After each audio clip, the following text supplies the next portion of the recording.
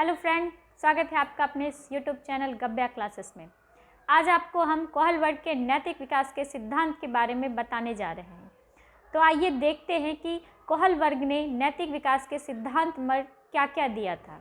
सबसे पहले तो आपको हम ये बताते हैं कि कोहल वर्ग ने जो नैतिक विकास का सिद्धांत दिया था वो जीन पियाजे से प्रतिपादित सिद्धांत है। कहने का मतलब सबसे पहले कोहल वर्ग से पहले जीन पियाजे ने नैतिक विकास का सिद्धांत दिया, उसी के सिद्धांत को कोहल वर्ग ने आगे बढ़ाए। तो आइए देखते हैं कि कोहल वर्ग ने क्या क्या दिए हैं। इन्होंने 3 अवस्था बताई है, ठीक है। 3 अवस्था कौन कौन सा है इनका देखते हैं। पूर्व परंपरागत, परंपरागत और उसके बाद उत्तर परंपरागत।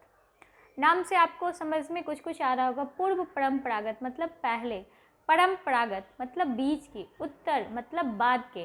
तो नाम से क्या हो रहा है, यहाँ पे नाम से ही आपका डिफाइंड हो रहा है। पूर्व पहला, परंपरागत दूसरा, उत्तर क्या हो गया तीसरा। तो इन्होंने 3 अवस्था बताए, ठीक है। इस 3 अवस्था में हर एक की 2-2 उप अवस्था है, सबके 2-2 उप अवस्था है। तो हम लोग 1 बाय 1 इसको डिफाइन करते हैं कि क्या क्या इनके बीच में उप अवस्था है। तो देखते हैं कि इन्होंने परंपरागत में क्या उप अवस्था दिया।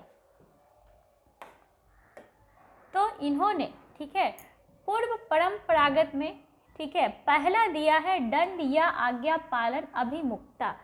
कहने का मतलब है कि बच्चे यहाँ क्या कर रहे हैं, आपके डर से क्या कर रहे हैं, आज्ञा का पालन कर रहे हैं। मतलब छोटे बच्चे जो है उनको हम लोग क्या करते हैं, डरा के काम करवा सकते हैं कि तुम काम करो नहीं तो पिटाई लगेगा, काम करो नहीं तो मम्मी को बोलेंगे, पापा को बोलेंगे या आपके टीचर को बोलेंगे।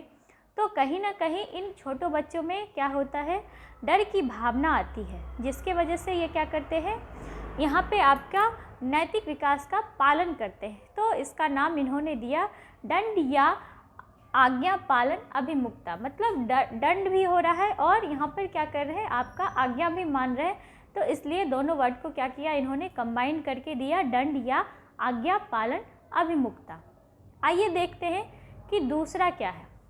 दूसरा है आपका यांत्रिक सापेक्ष अभिमुखता या लेन देन अभिमुखता, ठीक है। यहाँ पे यांत्रिक सापेक्ष और लेन देन 2 वर्ड यूज़ किया गया। यांत्रिक सापेक्ष का मतलब होता है कि कुछ लेना कुछ देना। सेम वर्ड यहाँ पे आपका आ गया लेन देन अभिमुखता। इसमें बच्चे क्या करते हैं कि कोई भी चीज़ अगर उनसे आप, ठीक है, डिमांड कीजिएगा कि ये पेन मुझे दे दीजिए, तो वो बोलेंगे कि आपके पास जो पेंसिल है पहले वो मुझे दीजिए तब मैं आपको पेन दूंगा।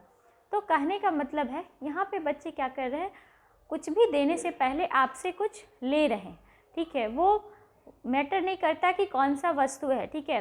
वो हो सकता है चॉकलेट हो, बिस्किट हो, टॉफ़ी हो, कुछ भी हो, कुछ भी आप उनसे मांगिएगा तो उनके बदले में वो क्या करेंगे, आपसे वापस कुछ ना कुछ मांगते हैं, जिसके कारण से इनको लेन देन का नाम दिया गया है, ठीक है।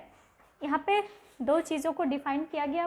पूर्व परंपरागत में दंड या आज्ञा पालन अभिमुखता, दूसरा है आपका यांत्रिक सापेक्ष या लेन देन अभिमुखता। तो दोनों चीज़ मैंने यहाँ पे क्लियर किया। दंड में आपको क्या हो गया, डर से बच्चे काम कर रहे हैं, ठीक है।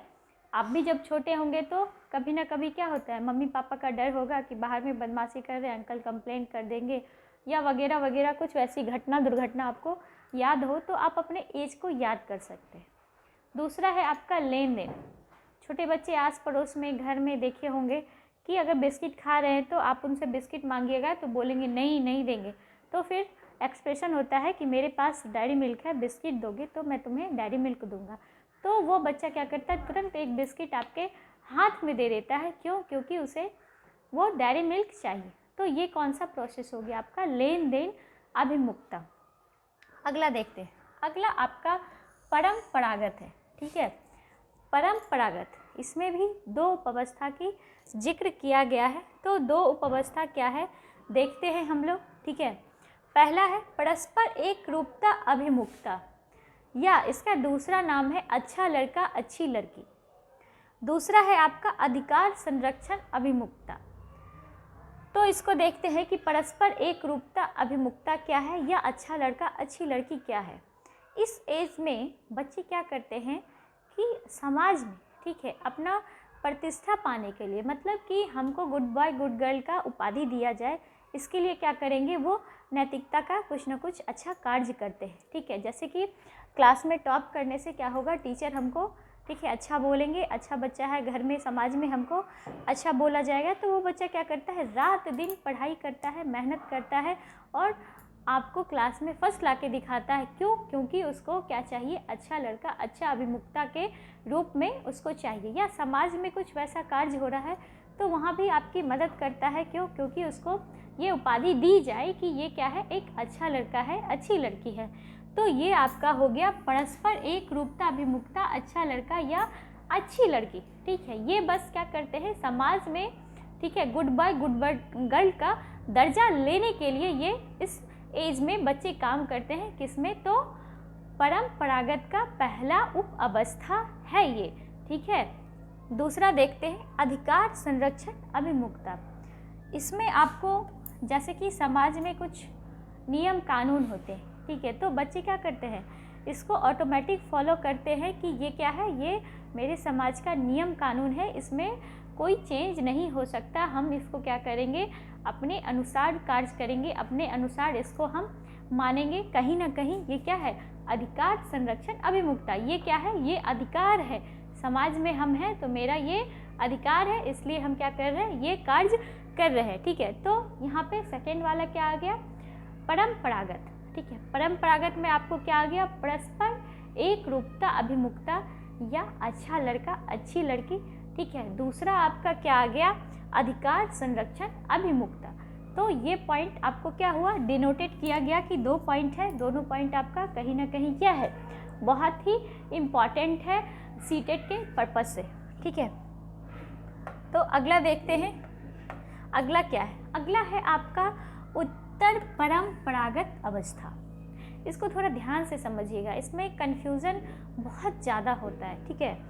तो उत्तर आपका परंपरागत अवस्था है, इसका पहला है आपका सामाजिक अनुबंधन विधि, दूसरा है सार्वभौमिकीकरण, ठीक है।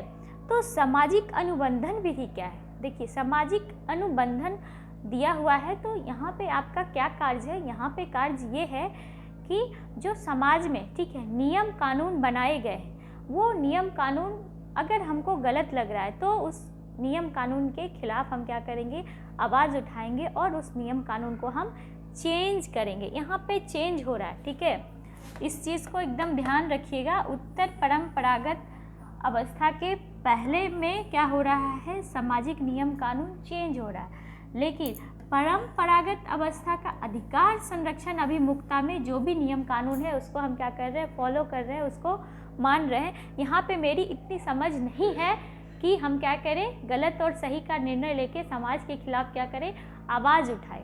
लेकिन यहाँ पर क्या होता है, यहाँ पर हमें वो सोच डेवलप हो जाता है कि हम इसके खिलाफ क्या करते हैं, आवाज़ उठाना शुरू कर देते हैं। तो ये आपका क्या हो गया, सामाजिक अनुबंधन विधि, ठीक है,